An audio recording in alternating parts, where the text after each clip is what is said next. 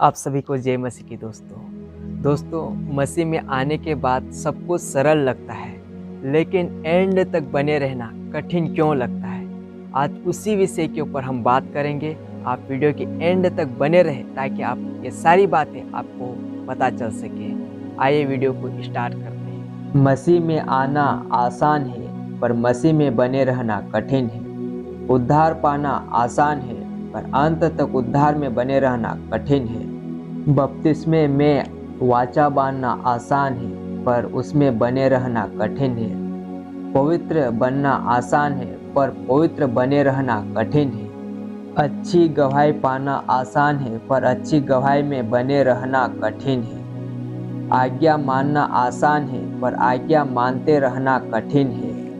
प्रेम करना आसान है, पर प्रेम करते रहना कठिन है। क्षमा करना आसान है, पर क्षमा करते रहना कठिन है। सेवा में आना आसान है, पर सेवा में अंत तक बने रहना कठिन है। परमेश्वर को महसूस करना आसान है, पर महसूस करते रहना कठिन है। प्रकाशन पाना आसान है, पर प्रकाशन पाते रहना कठिन है। प्रचार करना आसान है, पर प्रचार करते रहना कठिन है। अच्छा संदेश देना आसान है, पर अच्छा संदेश मानना कठिन है। मसीह के लिए कष्ट उठाना आसान है, पर कष्ट उठाते रहना कठिन है। दान देना आसान है, पर दान देते रहना कठिन है। परमेश्वर का भय मानना आसान है, पर भय मानते रहना कठिन है। यह सब कठिन क्यों है? कठिन इसलिए है क्योंकि हम में मसीह के प्रेम की कमी रहती है। आइए हम वचन के अनुसार देखते हैं।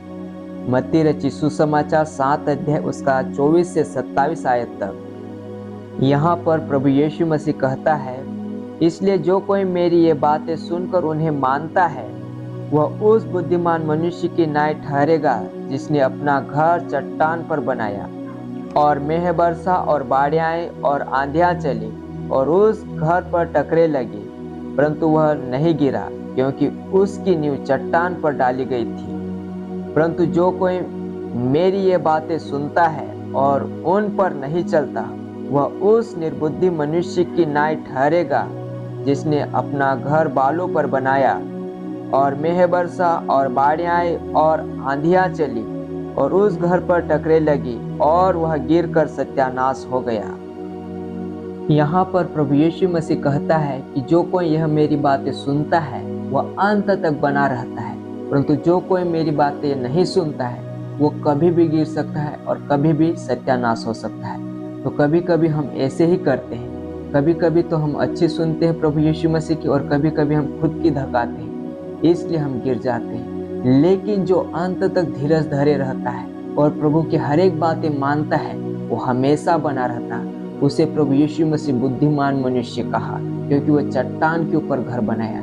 लेकिन निर्बुद्धि मनुष्य बालू के ऊपर बनाता है। इसलिए मैं आंधी आते, तूफान आते, मुसीबत आते, दुख तकलीफ आते तो वो गिर, क्योंकि वह अपना घर बालू पर बनाया है, चट्टान पर नहीं। इसलिए हमें हमेशा प्रभु यीशु मसीह की सुनना चाहिए और हमेशा प्रार्थना करते रहना चाहिए ताकि हम कभी न गिरे। प्रभु यीशु मसीह भी कहता है, हमेशा प्रार्थना में लगे रहो ताकि तुम परीक्षा में न पड़ो।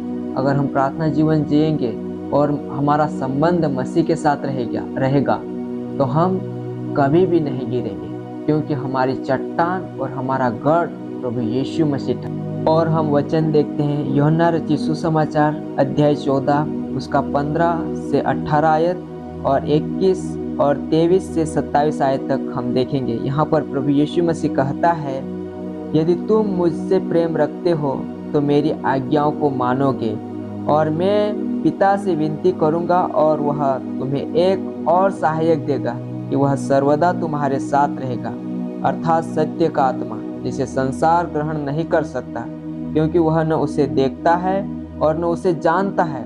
तुम उसे जानते हो क्योंकि वह तुम्हारे साथ रहता है और वह तुम में होगा। मैं तुम्हें अनाथ न छोड़ूंगा, मैं तुम्हारे पास आता हूँ। जिसके पास मेरी आज्ञा है वह उन्हें मानता है, वही मुझसे प्रेम रखता है, और जो मुझसे प्रेम रखता है उससे मेरा पिता प्रेम रखेगा, और मैं उससे प्रेम रखूंगा और अपने आप को उस पर प्रकट करूंगा।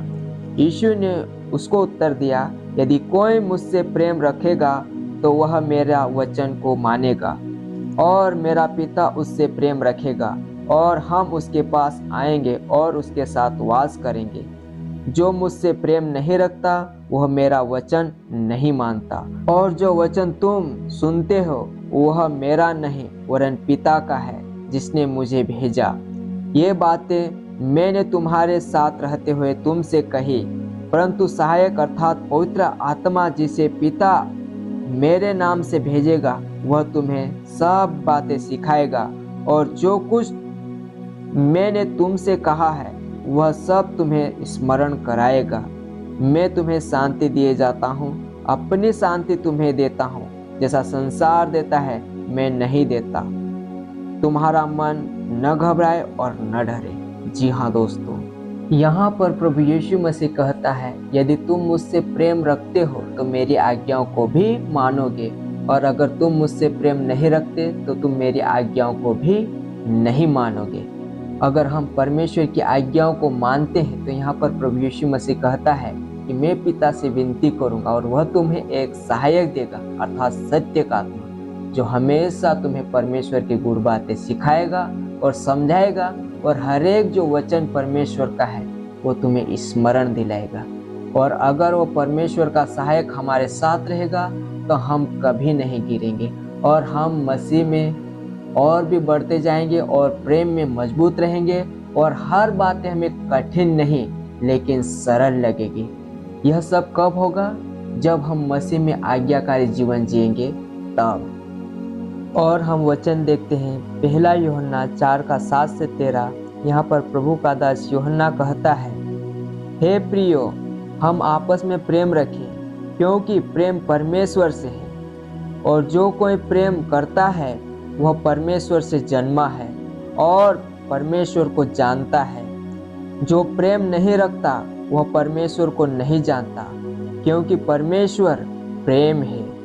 जो प्रेम परमेश्वर हमसे रखता है वह इससे प्रकट हुआ कि परमेश्वर ने अपने एकलौते पुत्र को जगत में भेजा है कि हम उसके द्वारा जीवन पाए। प्रेम इसमें नहीं कि हमने परमेश्वर से प्रेम किया, पर इसमें है कि उसने हमसे प्रेम किया और हमारे पापों के प्रायश्चित के लिए अपने पुत्र को भेजा। हे प्रियो, जब परमेश्वर ने हमसे ऐसा प्रेम किया तो हमको भी आपस में प्रेम रखना चाहिए। परमेश्वर को कभी किसी ने नहीं देखा। यदि हम आपस में प्रेम रखें तो परमेश्वर हम में बना रहता है और उसका प्रेम हम में सिद्ध हो गया है। इसी से हम जानते हैं कि हम उसमें बने रहते हैं और वह हम में, क्योंकि उसने अपने आत्मा में से हमें दिया है। यहाँ पर प्रभु का दास हम सबसे कहता है कि जो कोई मसीह से प्रेम रखता है वह उसकी आज्ञाओं को भी मानेगा, और जो कोई मसीह से प्रेम नहीं करता वह उसकी आज्ञाओं को भी नहीं मानेगा। क्योंकि परमेश्वर प्रेम है और हम आपस में प्रेम रखेंगे तो हम में प्रेम सिद्ध होगा और हम परमेश्वर के साथ हैं और परमेश्वर भी हम में है। और वचन में कहता है कि परमेश्वर को कभी किसी ने नहीं देखा, लेकिन हम आपस में प्रेम रखते हैं तो परमेश्वर का प्रेम हम में सिद्ध होता है और हम परमेश्वर में हैं और परमेश्वर हम में है। अगर हम इसी रीति से और इसी वचन के अनुसार चलते रहेंगे तो हम कभी भी सारी ये बातें कठिनाई की है ये हमें कठिन नहीं लगेगी लेकिन सरल लगेगी। लेकिन कब? इस वचन के अनुसार चलेंगे तब। आओ हम परमेश्वर हमारे प्रभु यीशु मसीह के प्रेम में बढ़ते जाए कि कुछ भी कठिन न रहे परंतु सब कुछ सरल रहे। आइए हम प्रार्थना करेंगे और पिता परमेश्वर को धन्यवाद देंगे ताकि ये वचन के अनुसार हम जीवन जिए और हमें ये सारी बातें कठिन नहीं लेकिन सरल लगे। ठीक है, प्रार्थना करेंगे।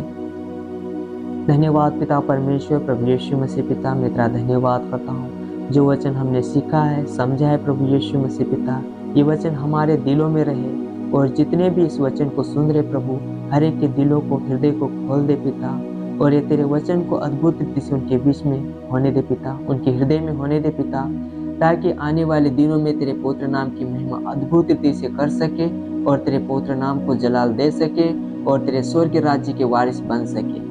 हे दयालु और अनुग्रहकारी परमेश्वर पिता, इस वचन को सुनने वाले और जितने भी मसीह लोग हैं प्रभु, उन सब के ऊपर तेरा अनुग्रह, तेरी दया और तेरी कृपा और तेरा भलाई और तेरे प्यार को होने दे पिता। तेरा धन्यवाद करता हूँ। और यह उद्धार की बातें प्रभु यीशु मसीह पिता, जितने लोगों तक नहीं पहुंची पिता, उन तक भी पहुंचाने के लिए तू मदद और सहायता कर पिता। हर एक को तेरी आत्मा के अनुसार चला प्रभु, और तेरा वचन कहता है कि मेरी और भी भेड़ें हैं, उन्हें लाना अवश्य। हे पिता, तू उन हर एक के ऊपर दया कर प्रभु, उनके ऊपर अनुग्रह होने दे, ताकि वो भी तेरे सत्य वचन को पहचान सके। आदर, इज्जत, महिमा, गौरव सब तुझे मिले राजा यीशु। तेरा धन्यवाद करता हूँ। सारी महिमा तुझे मिले धर्मी पिता। तेरा धन्यवाद करता हूँ। और ये सारे वचन को सुने जाने और पढ़े जाने पे सबको तो आशीष देना और तेरे पवित्र नाम की महिमा में आगे बढ़ाना। धन्यवाद स्वर्गीय पिता। प्रार्थना बेनती को सुनने के लिए तेरा धन्यवाद। दुआ यीशु के नाम से मांगते हैं, आमीन। दोस्तों, आप सभी से अनुरोध है कि इस वचन को अपने दोस्तों तक भी शेयर करें, व्हाट्सएप, फेसबुक पे, ताकि वो भी इन पवित्र वचन को सुने और वो भी मजबूत रहे, ताकि वो गिरने न पाए। आप सभी को प्रभु आशीष दे।